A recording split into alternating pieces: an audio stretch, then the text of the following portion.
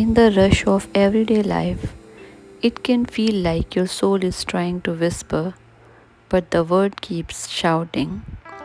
One moment you wake up with good intentions. Today, I'll remember God. And then the day begins. Messages, deadlines, family needs, bills, traffic, errands, and before you know it, the heart that was meant to stay anchored in the divine is pulled away by 1,000 invisible hands. Paramahansa Yogananda gives a simple, loving warning.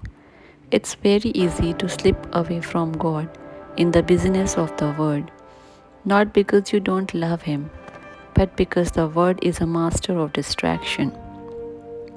And yet, he adds something equally important.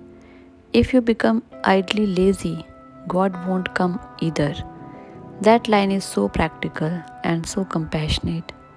It tells us that spiritual life is not escapism, it's not running away from responsibility, it's not using peace as an excuse to avoid effort. God is not impressed by our busyness, but He also isn't pleased by our inertia. So, what does He want? Yogananda says, work constructively, serve fully, but think of Him all the while. This is the middle path that so many people miss. Some people think if I work hard, I can't be spiritual. Others think if I meditate, I shouldn't have to deal with the word. But the divine wisdom says something more balanced and more beautiful. Let your work become worship. Imagine your day as an offering. When you are doing your job, do it with excellence, not anxiety. When you are caring for your family, do it with love, not irritation. When you are helping someone, do it with joy, not the need for recognition. Because service done with remembrance becomes a prayer in motion.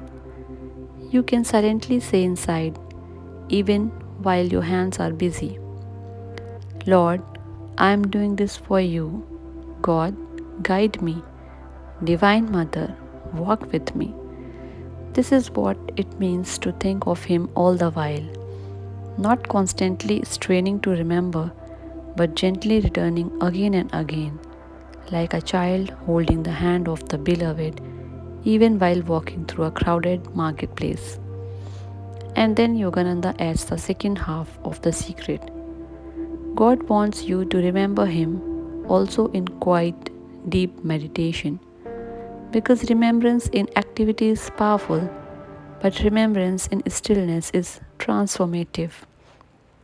Work purifies the heart when it is unselfish, but meditation reveals the presence that was always there. In activity, you practice faith. In meditation, you experience communion. And that's why he says, work hard, but when the time for silence comes, surrender yourself completely to God in meditation. That word, surrender, is everything. Meditation is not just sitting with closed eyes, it's not just breathing techniques or a peaceful playlist. Meditation is the sacred act of laying down your inner burdens. It's saying, Lord, I have carried this mind all day. Now I give it back to you. I have tried to control everything. Now I rest in your control. I have been scattered. Now gather me into you. Because many of us do this mistake. We work all day and then, even in meditation, we keep working. We mentally plan, worry, replay, predict, regret. But the time for silence is different. Silence is not weakness, it is not inactivity. Silence is where the soul drinks. Just like the body needs water, the heart needs stillness. So, when the hour for meditation comes, enter it like entering a temple. Let the mind bow down. Let the breath become calm. Let the heart become sincere. And don't come to meditation only to feel peaceful. Come to meet God. Even if the mind is restless, keep turning towards Him. Because surrender doesn't mean you suddenly become perfect. Surrender means you keep offering yourself honestly again and again. And here is a simple way to live this teaching in daily life. Work with full effort, but don't let your work steal your soul. Serve with full heart, but don't forget who you are serving through. Meditate with full surrender, not like an obligation, but like coming home. Think of it like this: your day is the river of action, flowing, moving, changing. Your meditation is the ocean of peace, deep, still, eternal. The river is meant to return to the ocean, and the ocean is meant to bless the river. So, if you have been feeling distant from God, don't condemn yourself, just return gently. Return to Him in the middle of your responsibilities, in your moments of quiet. Return to Him with love.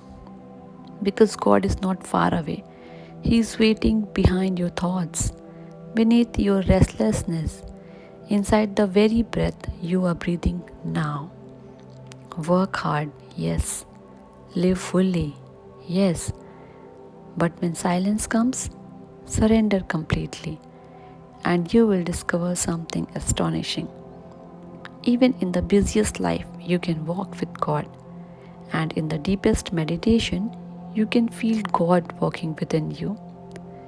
If this message touched your heart, take a moment today, just a few minutes, to sit in stillness and whisper inwardly, Divine Mother, I remember you.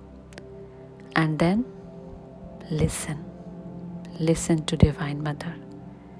God bless you. Jai Guru.